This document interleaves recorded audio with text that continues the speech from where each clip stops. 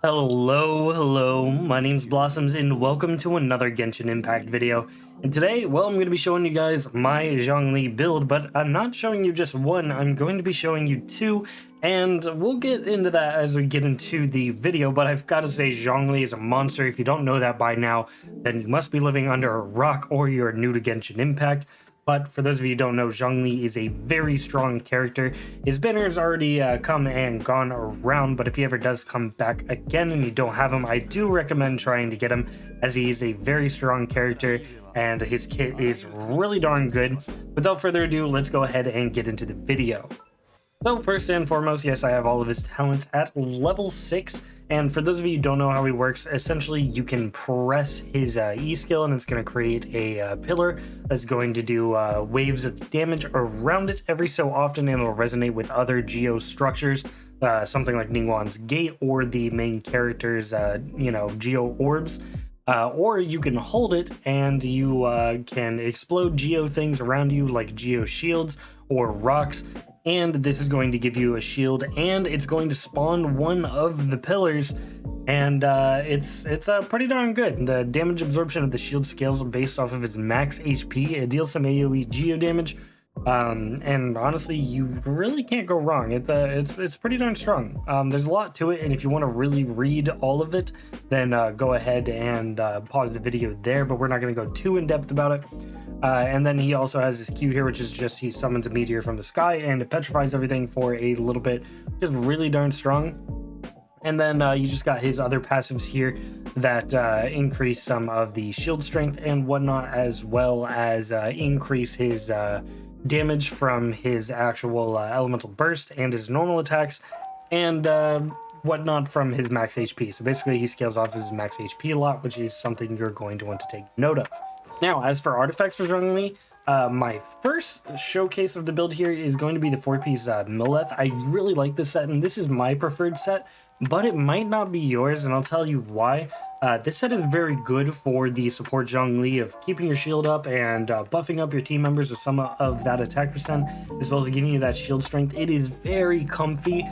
Basically, I can just face tank damage all the time when, I miss my dodges or something, which is pretty darn nice, while he is also supporting the team by debuffing some of the enemies. I don't think I went over that. His E skill, if you hold it, debuffs every element and physical by 20% for all the enemies hit by it. So just note that, by the way. But yeah, this is really nice for that support kind of. Zhongli is just always going to be giving you shield and petrifying some of the enemies.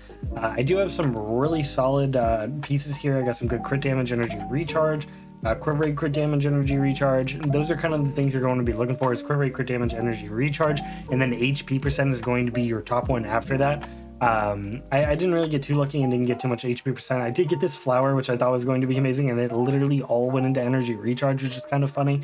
I'm not complaining too much, as he does like a little bit of energy recharge, but his burst is pretty low cost at 40, so you don't need a ton, and I have way too much on my Zhongli just by getting so many energy recharge substats, but whatever. And then of course for his main stats, you're going to want something like HP percent. That is going to help you out the most, because I did mention that everything does scale of his max HP. And then something like geo damage bonus is going to help you out the most. Now, if you don't have a good geo damage bonus goblet, or you just cannot get one for your Millelith set, HP percent is totally fine here. And then something like crit rate and crit damage is also going to be the way to go for him on the helmet there.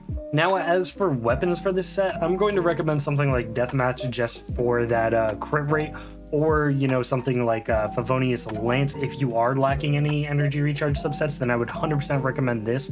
But since I personally got so many, then I'm just using Deathmatch for the free crit rate. Makes him a bit more consistent, as pretty much any of the other 4-stars here, at least the ones that I have, aren't really going to be helping him out too much. You can use something like Crescent Pike if you want to do a bunch of normal attacks with him, but this build is definitely not geared towards that at all. Now, something like the Black Tassel is something that I use pretty often with him as well. I just don't have it all the way leveled up, and it is pretty funny because of the fact that it has an HP percent substat, which does help out with some of his scaling, and then just being able to absolutely annihilate slimes is really fun. So I do enjoy using the black tassel on him, especially if I'm using another spear character in my party.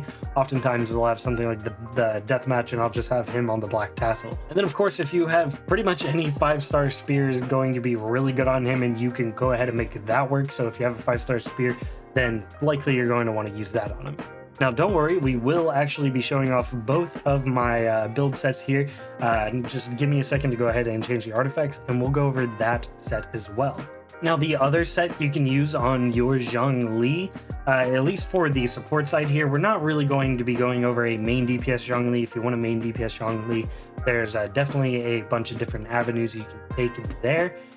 But for the kind of support Zhongli that we are building, 2-piece Noblesse Oblige and 2-piece Archaic Petra is also a really good way to go, and this is definitely going to be the way to go for the people who don't necessarily care about how strong the shield is, or if he's buffing the allies at all. This is going to provide you some really good elemental burst damage, as well as some extra geo bonus damage. Now, if you really want, you could supplement this with a 2-piece Tenacity of the Millelith and 2-piece Noblesse. That's probably going to be around the same, but I think the geo damage bonus is likely going to be the way to go. But yeah, you can kind of mix and match those 2-piece sets, but this is a really solid way to go as well. And of course, you can also go 4-piece Noblesse Oblige as well if you do still want to buff your party members and be dealing some of that damage. It's pretty darn good. Now, I can't really say this is better than Tenacity of the Millelith, but it is certainly an option. We'll go ahead and go over kind of the differences of maybe something like his Q. Do note that the level ups of some of these artifacts are a little bit different across both of those sets, but we'll go ahead and test these out, see if there's any significant change or anything, just to kind of give you guys an idea if you want to build your support Zhongli with two pieces, or if you want to really just bang your head against the wall and try to get that 4-piece Millelith set. They're both pretty darn good for your support Zhongli, but either is going to do well for you, honestly. Then as for the stats for the Noblesse set and the Archaic Petra set, we have it right here. I will go over the stats for the Millelith set when we go over that one as well. We're going to go ahead and show off the Noblesse and the Archaic Petra here. I do have 82% crit rate, thank you Deathmatch, and my crit rate helmet. Then 118 crit damage, which isn't bad, and 135% energy recharge, which is pretty much all you're going to need for a 40 cost burst like Zhongli's. Alright, so let's go ahead and fight some hill churls here. Just see the kind of damage we can pull off with our boy. And as you can see, not too bad here. Of course, his normal attacks aren't doing a ton of damage because that's not what he's built for right here. Alright, we seem to have gotten his burst there. You see we just tanked that explosion real easily. Let's see if I can kite some of them around here so I can just deal a bunch of damage with the Q or something. See if I can get him on over here. It looks like he can't actually jump down there. Interesting. Well, let's just go ahead and hit this poor hill churl with the Q of the century here. And you see we did about 13k there. I don't know how we didn't crit with 80% crit rate here, but here we are. And you can see we deal some pretty decent damage with the pulse there. Nothing too crazy, and we've almost got our burst back. As soon as we do... Oh, big boys here. As soon as we get back our burst here, hopefully we'll get a crit this time around. That's bad. Alright, 25k there. That's probably about right, you know. And that's kind of what you can expect from there. Now, do keep in mind, we're not getting something like the 20% attack bonus that we might be getting from the proc of, the pillars here. Now, if we did have the 4-piece of the Noblesse Oblige, we would be getting something like that, but we would be missing out on some of that geo damage. So that's something you're going to want to take into account. But overall, 25k a burst, and you can get these pretty often if you have some good energy recharge. That isn't really bad. It's pretty darn good if you ask me. All right, now we're gonna jump in on our next batch of hill churls here, and they're poor unsuspecting hill churls. that don't know a meteor is about to go ahead and hit them in the forehead. And we'll observe the stats of my Zhongli with the Millelith set.